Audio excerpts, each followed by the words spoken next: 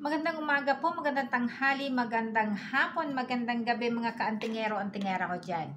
Sa video po na ito, isi-share ko po sa inyo kung paano mag-manifest ng gustong-gusto mo sa pamamagitan lamang ng 7 butnol. Ang kailangan po ay sinulit at paniniwala. Kung ang video po na ito ay para sa inyo, tara na po. Pero kung ang video po na ito ay hindi para sa inyo, skip na lamang po. Pero kung kagaya ko kayo na mahilig sa mga ganitong usapin, tara na po. Huwag na tayong magpaligoy-ligoy pa. So, ang kakailanganin po natin ay sinulid, maliit man o malaki, anong kulay, okay po yan. So, siguraduhin na mahabang, yung talagang okay lang po ang haba niya para sa pagbutnol natin ng 7, makakapasok siya, So, unang-una pong gagamitin natin ay gagawin natin dapat nakaano na yung gusto mong i-achieve, gusto mo yung i-manifest, dapat nakasulat na para nasa isip mo at hindi ka mawala ng focus. So, tara na po, ipapakita ko sa inyo kung paano mag-achieve or mag-manifest.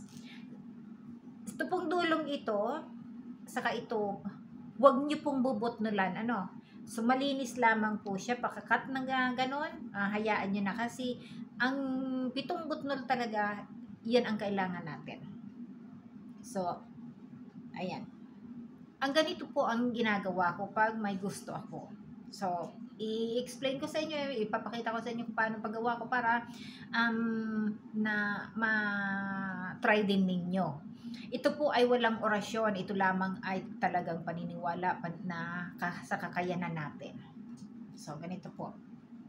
Ang ang gusto kong i-manifest ay ganito sa buwan na ito. So, ngayong buwan, nakatanggap na ako ng halagang more than 100,000 pesos na walang problema. Pangalawa, ngayong buwan, nakatanggap na ako ng 100,000 pesos na walang problema. Pangatlo, ngayong buwan, nakatanggap na ako ng 100,000 pesos na walang problema.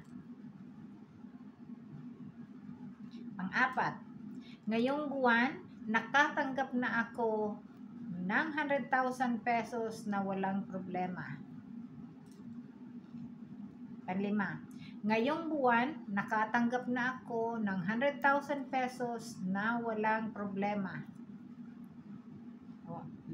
Pang-anim, ngayong buwan, nakatanggap na ako ng 100,000 pesos na walang problema.